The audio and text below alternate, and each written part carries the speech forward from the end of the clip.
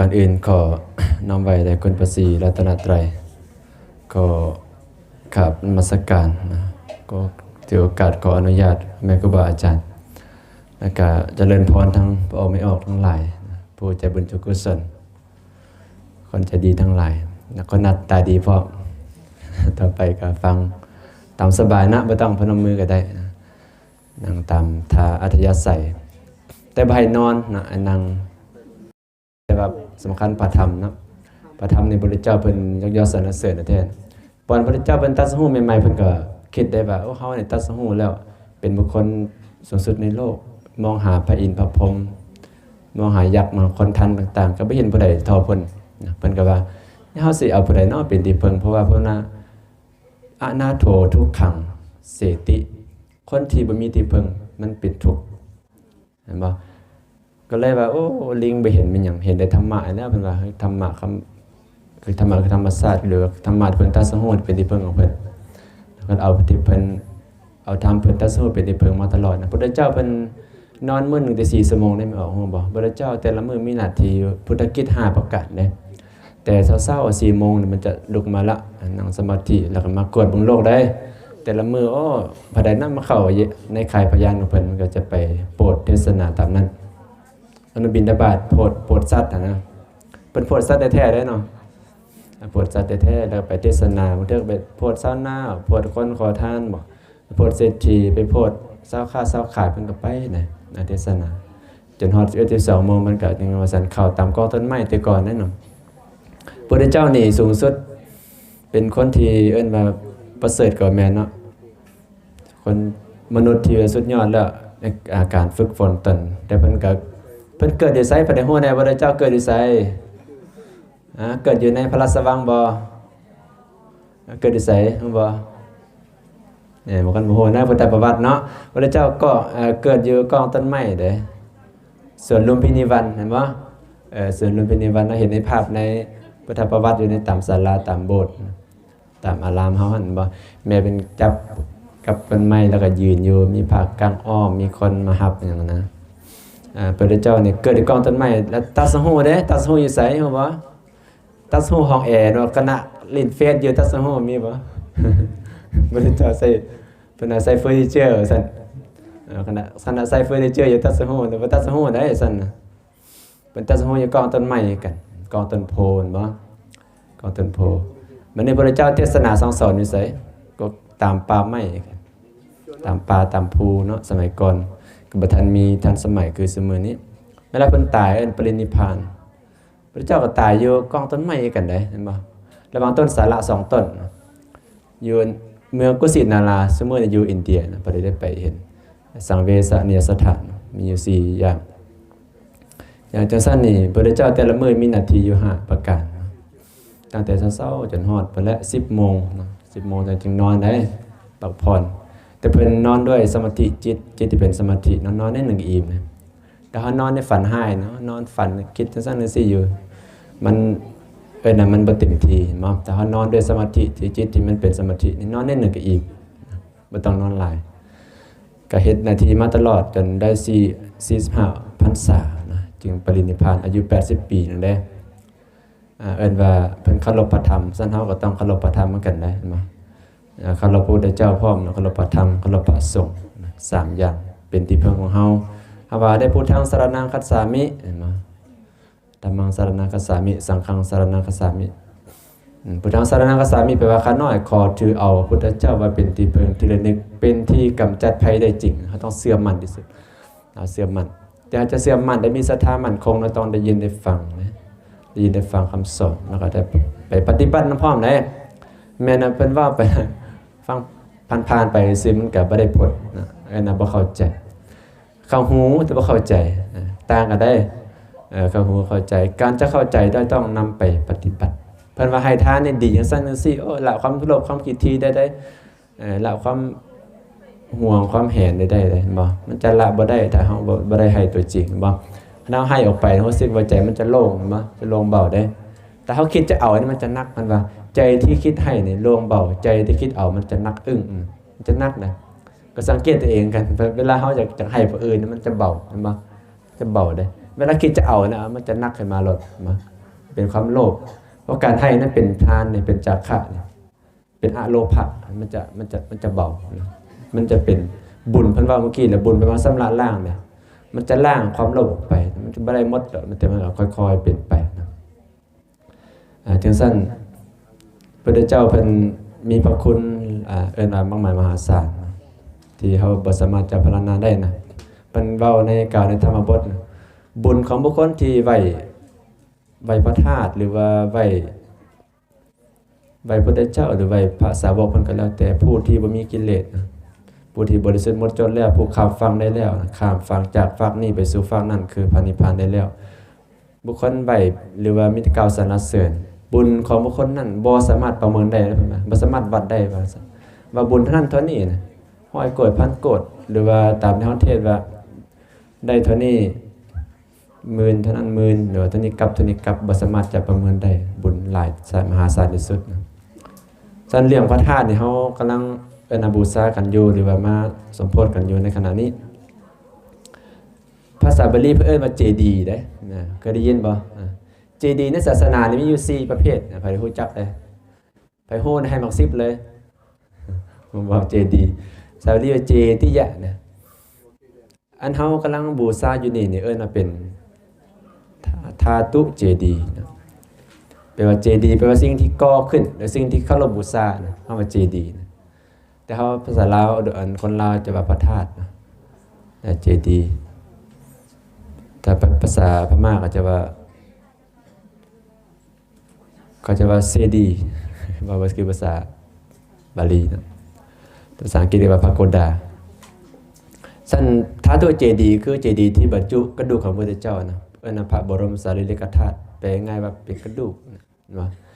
คนที่บริสุทธิ์นี่กระดูกเขายังบูชามาห้อยตีนบูชาบ่พระบาทนั่นติห้อยตีนยังบูชามาเส้นผมมันก็บูชาพระเกศพระเกศแก้วจุลามณีต่างๆบูชาหมดได้ซีกันซ้ำบ่ตอนนี้ว่าบรรจุกับเจดีย์อย่างที่1คือธาตุเจดีย์2คือธรรมะเจดีย์พระธรรมคำสอนจะเป็นพระไตรปิฎกว่าเป็นพุทธธรรมะต่างๆผู้สวดมนต์ก็เป็นเจดีย์กันนะเจดีย์เป็นสิ่งที่คนเคารพบ่ซั่นทำบุคคลวางถิ่มตะสั่วใส่บางคนอ่านแล้วก็ถิ่มตะใส่ข้ามไปข้ามมาถือว่าเฮาบ่เคารพนะเคารพว่าจิตใจก็อาจจะมีส่วนเป็นบาปนำหั่นนะถ้าเฮาบ่เคารพแต่เฮาบ่เฮ็ดด้วยความโมโหมันก็อาจจะพออนุโลมได้นะซั่นเฮาต้องไว้ที่บนสูงเนาะบ่ต้องไว้ทั้งตีนเนื้อไว้ทั้งหัวเฮาพุ่นไว้จงสูงไว้นะอ่านแล้วนะบ่สิมสายเพราะมันเป็นเจดีย์อย่างนึงนะเห็นบ่เจดีย์อย่างนึงก็3นี่ว่าบริโภคเจดีย์นะเจดีย์สิ่งที่คนเคารพคือสิ่งที่พระเจ้าเคยบริโภคคือใส่สอยอย่างต้นโพบ่สินั่นเรียกว่าเป็นจีวรเป็นผ้าเพิ่นเป็นบาตรต่างๆเท่ากับบ่ได้เห็นนะบาตรผ้าเพิ่นสมมุติยังมีแต่ต้นโพเนาะแต่ต้นโพของแท้ว่าของเฮามันก็บ่แม่นของแท้อยู่อินเดียก็ต้นที่เพิ่นตัดสะโหมันก็บ่แม่นว่าประมาณรุ่นที่3ที่4แล้วเป็นนอมันเนาะนอมันนะบัดนี้ต่อไปคืออุเทสิกะเจดีย์ข้อที่4นี่แปลว่าเจดีย์สิ่งที่คนเคารพคือเฮาเฮ็ดอุทิศของเพิ่นน่ะคือพุทธรูปก็แม่นได้ก็เป็นเจดีย์อย่างนึงเนาะ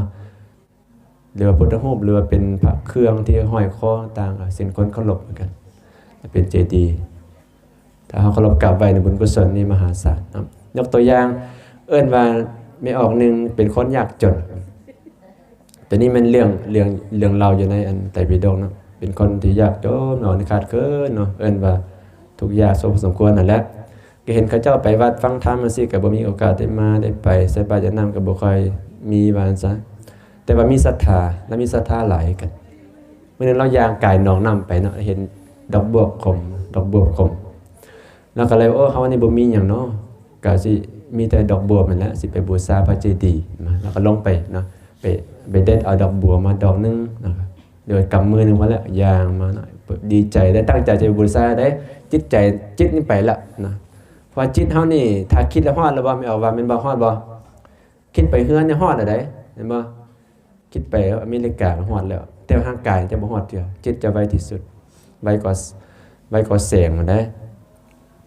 เราก็ตั้งใจไปแล้วนะจับดอกบัวไปได้ยิ้มไปนะมีความสุขไปแต่ที่บ่จะสังเกตแล้วพอดีมีงัวเนาะนะ มีแมงงัวตัวหนึ่งอาจจะงูหายแล้วแลนลงมาซนเรานะเราก็ตายนะตายเลยก่อนจะได้บูชานะตายแล้วไปไสมาว่านะลองเดาดูเราไม่ได้ไปหายเด้เราไม่ได้ไปบ่ดีคือเมื่อกี้เพิ่นว่านะเราไม่ได้ตายบ่ดีแต่ตายดีเด้ร่างกายคือถึงงัวซนอยู่แต่ว่าเบิ่งคือบ่ดีแต่ว่าดีจิตมันไปดีไปเป็นนางฟ้าเหมือนได้เป็นนางฟ้านี่มีวิมานพร้อมเลยวิมานแต่ว่าวิมานเรานี่เป็นคือดอกบัวขมนะสีมันนะอยากลักษณะอาจจะดำๆบ่หรือว่าจังใดนะเห็นบ่จิตขณะตายนี่จะสำคัญเห็นบ่สังขณะที่ว่านางนี่บ่ทันได้บูชาพุทธเจ้าบ่ทันได้บูชาเจดีย์หรือว่าธาตุเทื่อนะแต่ว่าจิตตั้งใจว่าจะบูชาแล้วก็ยังเป็นบุญมหาศาลตายขณะนั้นก็ไปเกิดเป็นนางฟ้ามีวิมานคำห้องหับไว้เห็นบ่บ่ต้องเว้าถึงว่าเฮานั้นมานั่งมาปฏิบัติบูชาเดี๋ยวมาทูบเทียนเดี๋ยวมาแต่เทียนมามีดอกไม้มีหยังต่างๆมีข้าวมีหยังต่างๆบูชาเห็นบ่หรือบูชาด้วยทรัพย์สินเงินทองเดี๋ยวเอาปอนอย่างนี้10ต่างๆบุญกุศลก็ประมาณค่าบ่ได้เป็นว่าหลายที่สุดเนาะสันพันวาติทันเตนิพุเตวาปิเนาะสเมจิตเตสมังพลังเจโตปนิหิเหตุหิสัตตาสุกตินะแปลภาษาลาวว่าเมื่อพระพุทธเจ้านี่มีชีวิตอยู่หรือว่าตายไปแล้วหรือปรินิพพานไปแล้วแต่ว่าบุคคลใดคือเป็นพุทธศาสนิกชนนะมีจิตที่ว่าเอิ้นว่าเสมอกันคือตั้งมั่นหรือว่าเอามีจิตที่ตั้งไว้ถูกต้องนะก็ย่อมจะไปสู่สุคติได้คือหมายความว่าพระพุทธเจ้าเพิ่นอาจจะบ่ได้อยู่แล้วนะปรินิพพานไปแล้วแต่ว่าก็ยังมีเครื่องที่ระลึกถึงพุทธรูปมีต่างๆมีธรรมะอย่างต่างๆอยู่เหลืออยู่แต่เฮามีจิตวางจิตที่มันถูกต้องคือจิตสม่ำเสมอในการปฏิบัติมาซะปฏิบัติกับปฏิบัติแท้เอาจริงเอาจังเฮ็ดให้มันเต็มที่นะไม่เฮ็ดเลาะๆแหละๆเพิ่นว่าก็มีผลเสมอกันนะสเมจิตเตสมังพลังผลหรือมากผลไหมครับมันคือกันมาซะถึงเพิ่นจะไปอยู่เพิ่นจะอยู่ต่อหน้าเฮาหรือเพิ่นจะไปแล้วนะก็เฮาแต่เฮาตั้งใจปฏิบัติก็ได้รับมากผลคือกันนะมันจะบ่ต่างกันได้เฮาให้ทานก็รู้สึกว่ามันละความโลภได้รักษาศีลศีล5เฮาก็จะละความโกรธได้หรือว่าเฮาเจริญภาวนาก็สามารถละความหลงได้นะบ่ว่าจะการเวลาใดเพราะว่าธรรมะพุทธเจ้าเป็นอากาลิโกได้เนาะอากาลิโกแปลว่าบ่จำกัดการได้เฮาปฏิบัติตอนใดมันก็รับผลตอนนั้นเห็นบ่เฮาเฮ็ดชั่วตอนนั้นมันก็ฮ้อนใจตอนนั้นและยายเขาสังเกตว่าเพิ่นว่าเมื่อกี้เนี่ยบุญบางคนก็มาถามบุญเป็นจะได้ไม่ออกนะเฮาก็อาจจะฮู้ว่าแหละส่วนหลายก็บุญคือความดีมันว่าเนาะแต่ว่าบุญถ้าสังเกตบุญนี่มันอยู่ที่ใจเฮาได้มันจะบ่อยู่ทางกายได้บุญมันเกิดอยู่ใจนะถ้าสังเกตเวลาบุญนี่ง่ายๆว่ามันจะสบายใจนะสบายใจทั้ง3เวลาได้พอดีเป็นบุญนะนักสังเกตใจตัวเองมันจะสบายใจใน3เวลาขณะให้อยู่ก่อนให้ก็สบายใจได้เห็นบ่ถ้าคิดไปรักนี่ไม่ออกว่าสบายใจบ่คิดไปรักของเขาสบายใจบ่คิดไปฆ่าเขาต้องวางแผนให้จะได้เนาะสิได้ฆ่าเท่านั้นได้เนาะสิไปท่าใดเห็นบ่สิเอาอาวุธปืนแก๊ปหรือสิปืนสั้นสิเอาระเบิดเห็นบ่แล้วสิฆ่าเราตอนใดเห็นบ่มันนักใจตอนนั้นเป็นบาปมันจะบ่สบายใจได้เห็นบ่มันจะต่างกันแต่เฮาคิดให้คิดรักษาศีลจะมาสุดไม่พระสุดมนต์เจริญภาวนาน่าจะสบายใจก่อนแล้วยังบ่ทันได้เฮ็ดได้คือนางเมื่อกี้เว้าเรื่องนางดอกบวบขมนะมันจะสบายใจก่อนขณะเฮ็ดก็สบายใจกันมีความสุขใจเบิกบานใจบัดนี้เฮ็ดไปแล้วตัวนี้นี่ยังเป็นหลักคำประกันแล้วว่าเฮ็ดไปแล้วนี่จะบ่เดือดร้อนใจคือจะเบิกบานใจนี่เป็นบุญเห็นบ่เฮาคิดถึงตอนใดมื้อน่ะเฮาเคยมาสมโพธิมาปฏิบัติธรรมตัวนี้นะถึงเฮาบ่ได้นอนแต่เฮาก็ภูมิใจนะมันจะภูมิใจมันจะบ่เมื่อยปานใดเด้แล้วเฮาจะคิดนะ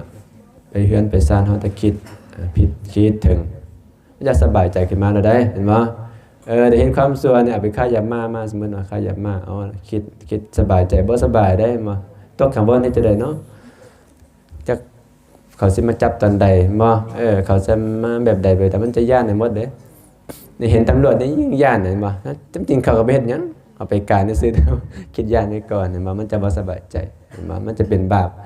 นั่นแหละมันอยู่ที่เกิดอยู่ที่ใจแต่ละคนแล้วมันก็แสดงออกมาทางกายแล้วก็ทางวาจาเห็นบ่ความมีความโลภละลายนี่เห็นบ่หรือความโกรธนี่ถ้าโกรธแห้งๆมันจะแสดงออกมาทางหน้าตาเห็นบ่หน้าตาแดงตีนมือสั่นเห็นบ่ความโกรธออกมาได้มันเกิดที่ใจก่อนเนาะสั่นเฮาสังเกตใจของเฮาสำคัญเพราะธรรมะนี่มันอยู่ที่การปฏิบัติแล้วก็ฝึกฝนสังเกตสติในทางศาสนาเฮานี่หรือศาสนาพุทธนี่เพิ่นจะให้ความสำคัญที่สุดเลยพระพุทธเจ้าว่าสิ่งว่าสตินี่เป็นคือห้อยตีนเพิ่นว่าห้อยตีนสร้างหรือว่าคำบ่ประมาทนะห้อยตีนสร้างมันจะใหญ่บ่ห้อยตีนสัตว์ใดก็สามารถมาลงในห้อยตีนสร้างได้หมายความว่าอันตีนสร้างก็ยังใหญ่อยู่สติหรือความบ่ประมาทก็คือกันเป็นหลักธรรมที่สำคัญเป็นแม่บทของธรรมทั้งหลายสติในทางโลกกับทางธรรมนี่มันจะต่างกันได้สติเราเคยได้ยินสติแปลว่าหยังบางคนฮู้บ่ล่ะสติแปลว่าสตินั่นแหละเห็นบ่สติแปลว่าความระลึกได้นะความระลึกได้แต่เฮาระลึกได้ตอนนั้นที่ว่าเฮาขาดสติคนเมาเหล้านี่ระลึกได้บ่ไม่เอาว่ามันระลึกหยังบ่ได้บ่ก็มันเมาเด้นอนอยู่ไสก็ได้เห็นบ่จะอาจารย์ตาจะวายไปก็ได้จะให้ไปได้ก็ได้เห็นบ่มันระลึกบ่ได้เด้มันเธอเห็นห้องเห็นคุมมันก็ระลึกบ่ได้มันจะไปตกได้เห็นบ่มันก็ขี่รถไปได้เอาเสาไฟฟ้าเป็นเบรกนะมันระลึกบ่ได้เด้มันคิดว่าเป็นทางเสาไฟฟ้านะเพราะมันเมาเด้มันขาดสติเห็นบ่นี่เป็นทางโลกมีประโยชน์ด้วยกันถ้าเฮามีบ่ขาดสติแต่ว่าสติตามแบบพระพุทธเจ้าเพิ่นว่าแล้วนี่ตอนใดเฮาหลงตอนนั้นเฮาขาดสติได้มันเฮานั่งอยู่นี่เนาะเฮานั่งอยู่นี่น่ะเฮายังคิดไปทางอื่นน่ะมันขาดสติแล้วได้มันบ่ได้ยากได้ในทางธรรมน่ะคิดไปเรื่องนั้นเรื่องนี้หรือว่ามันแวบไปแวบมาจนนั้นขาดสติแล้วจิตมันไวบ่เฮาแวบไปเฮากลับขึ้นมาคือว่านั่งสมาธิน่ะแสดงเฮามีสมาธิบ่ตอนนั้นสมาธิบ่ทันเกิดได้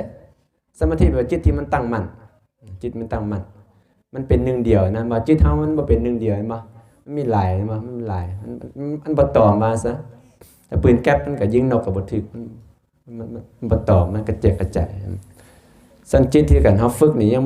เฮาว่าฝึกสมาธินั่งสมาธิจริงบ่ทันได้เป็นสมาธิเท่าใดแต่เฮาฝึกให้มันเป็นสมาธิคือจิตมันตั้งมั่นหายใจเข้าพุทหายใจออกโทหายใจเข้าพุทหายใจออกโทมันก็แวบไปเห็นบ่แวบไปแวบมาตลอดนะบ่เฮาก็กลับมาอีกแวบไปก็ดึงกลับมามันก็เฮาบ่ได้ดึงนะครับเพียงแต่ว่ามีสติระลึกรู้มันก็กลับมาเองนะแต่เฮาปล่อยมันไปแล้วบ่ว่าจินตนาการไปปรุงแต่งฟุ้งซ่านไปยิ่งไปกันใหญ่ได้มันตายตอนนั้นนี่มันไปใส่ได้คั่นนะจิตที่มันหลงมันจะไปเป็นสัตว์เดรัจฉานเห็นบ่เห็นสัตว์สร้างงูควายเป็ดไก่หรือว่าเป็นหมาเป็นแมวต่างๆมันจะขาดสติตลอดมันละเมอเลยว่ามันจะหลงตลอดเนาะฉะนั้นเราต้องฝึกตัวนี้นะสำคัญนี่สตินี่แบบนี้นะความหลงมันบ่ได้ยากนะทางศาสนาพุทธเจ้าขาดสติ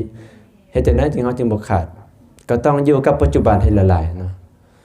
เดี๋ยวนี้นี่เป็นคำที่ยอดฮิตได้คำว่า mindfulness ภาษาอังกฤษว่า awareness หรือว่าสติเขาจะฮู้เลยพวกฝรั่งนะเขาจะมีสถาบันเจริญสติเพิ่นให้เขาน่ะมีบ่ได้เฮาบ่ทันมีเนาะสถาบันการเงินสถาบันนั้นสถาบันนี้จะมีแต่ฝรั่งอเมริกามันจะมีสถาบันฝึกสติว่ามัน mindfulness institute นะว่ามันเขากำลังสนใจในศาสนาพุทธนี่หลายที่สุดเสมอนี่นะพวกตะวันตกได้ของดีของเฮานี่เขาเจ้าเห็นความสำคัญแต่เฮาเป็นสร้างพุทธแท้ๆนี่แต่เฮาบ่ใส่ใจฝึกนี่ตอนหน้าเฮาจะได้ไปเรียนกับเขาแล้วนะเฮาจะเอาของเขาเจ้ามานะพวกเครื่องทันสมัยต่างๆแต่เขาเจ้ามันเอาของเก่าของเฮาเพราะว่าเขาว่าต้อง back to basic ก็ว่าต้องกลับคืนไปหาของเก่าเพราะเฮาทิ่มศาสนาแล้วมันจะโลกนี้มันจะพังหมดแตกทลายมันได้ศาสนานี่ต้องเป็นหลักเป็นสำคัญนะเพราะว่าจิตใจคนเฮานี่ถึงจะมีทรัพย์สินเงินทองหลายปานใดมันก็ถ้าบ่มีความสุขมันก็มีความหมายบ่ยิ่งมีหลายเท่าใดมันยิ่งมีหลายขึ้นไปเรื่อยๆเด้นะมีไปเรื่อยๆยิ่งยิ่งอยากมีไปเรื่อยๆยิ่งวัตถุภายนอกนะมันจะบ่มีคำว่าอิ่มจะพอจักเทื่อเพราะว่าคน ใจที่บ่มีจักพอบ่ฮู้จักพอเนี่ยจะหาความสุขบ่ได้เลยสำคัญใจที่ฮู้จักคำว่าพอนะฉะนั้นเราจงเจริญสติแบบใดยันอีกทีนึงเนาะสติอยู่ในกับปัจจุบันบางคนก็สงสัยสติอยู่กับปัจจุบันนี่แบบใดปัจจุบันขณะแบบใดปัจจุบันละลานปัจจุบันขณะคือขณะนี้แหละเฮานั่งอยู่ก็รู้สึกโตเนาะขณะฟังอยู่ก็ฟังถึกใจก็บ่ถึกใจบ่พระอาจารย์เพิ่นเว้าตลกให้ฟังบ่เฮาก็ถึกใจได้บ่ก็หัวขึ้นมาบ่เนี่ยก็ดีใจแล้วมีคนมาด่าเฮาได้มันก็จิตใจก็เปลี่ยนอีกได้บ่เนี่ยมันก็อยากเสียใจอยากให้เห็นบ่เนี่ยมันจะเปลี่ยนแปลงจิตใจนะมันขึ้นมันลงเด้แต่ถ้าจิตใจที่ฝึกดีแล้วนี่คือใจพระเจ้าพระอริยเจ้าเพิ่นบ่ขึ้นบ่ลงบ่เพิ่นจะบ่หัวบ่ให้จะบ่หัวบ่ให้ก็จะที่เป็นตาให้ก็บ่ให้เป็นตาหัวก็บ่หัวธรรมดานั่นมันที่เมื่อนั้นเวลาร่างกายเป็นทุกข์มันก็เฉยๆร่างกายเป็นมะเร็งสิมันก็เฉยๆแล้วจิตมันบ่ทุกข์เด้บ่จิตที่มันสุขมันฝึกดีแล้วนะ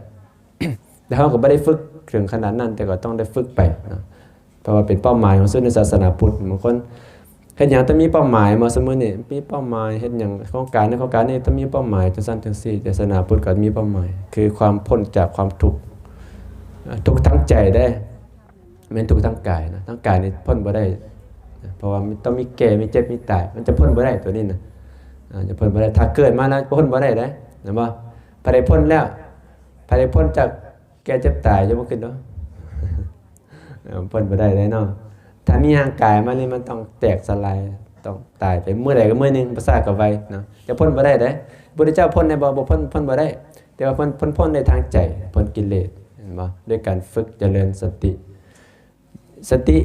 เจริญอยู่ปัจจุบันคือขณะนี้แหละนั่งอยู่ก็รู้สึกตัวอยู่ย่างอยู่เห็นบ่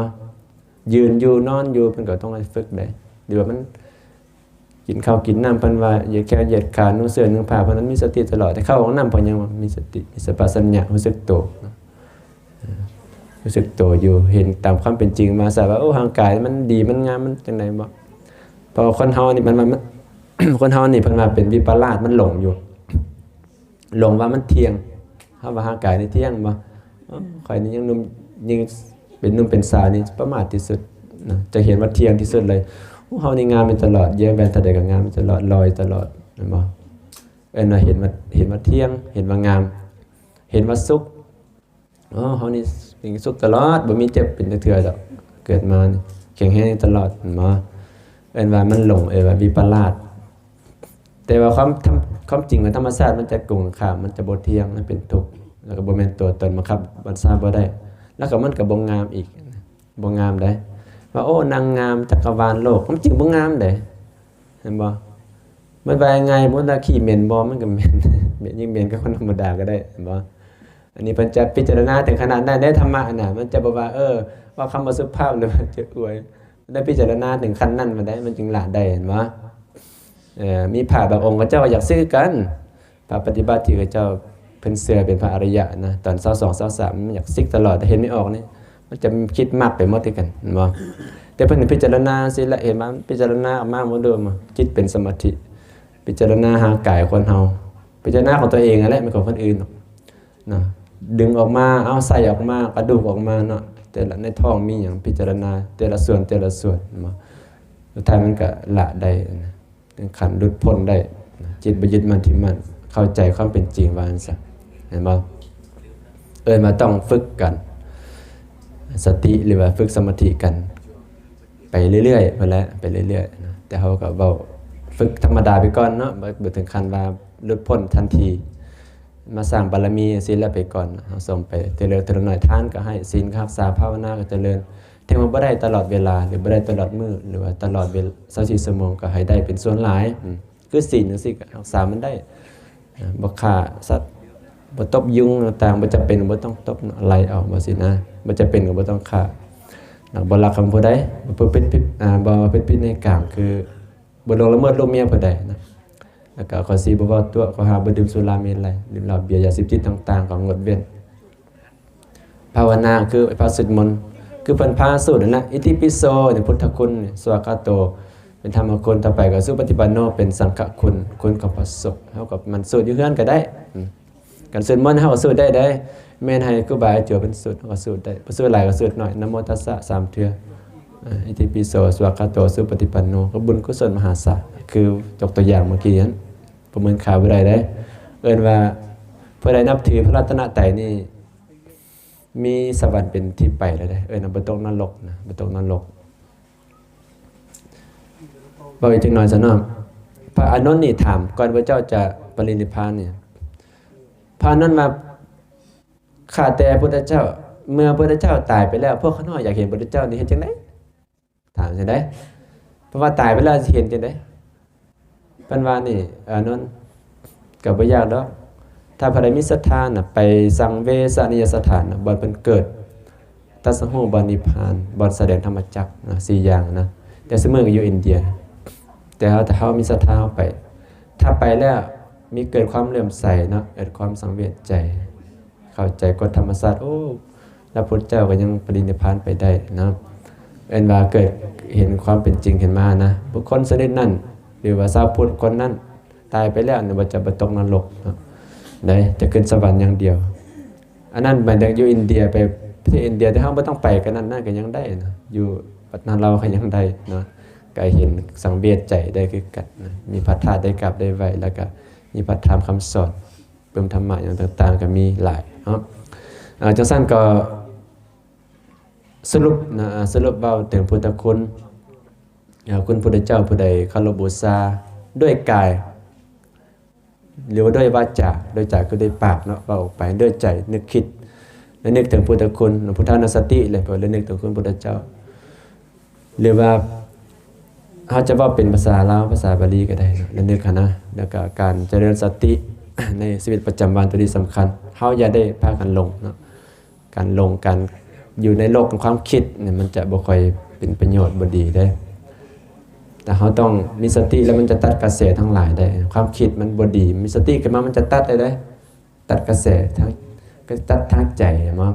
ถ้าเฮาคิดอยู่นะคิดเศร้าซั่นจังซี่เฮามีสติมันจะตัดทันทีเลยนะอยู่กับปัจจุบันนะก็จะมีความสุขได้บุญที่เป็นเอิ้นการภาวนาเนาะทานศีลภาวนานี่จะได้บุญแบบทันทีและทันตาเห็นแล้วได้บุญหลายเนาะสันเฮาก็จงได้เอาใจใส่ใจปฏิบัติกันตามกำลังศรัทธาเอาสุดท้ายสุดขอวันคุณพระศรีรัตนตรัยมาปกป้องคุ้มครองท่านทั้งหลายนะเป็นผู้ออกไม่ออกเป็นผู้เฒ่าผู้แก่ผู้หนุ่มผู้สาวก็ดีนะมีแต่ความสุขความเจริญสุขกายสบายใจ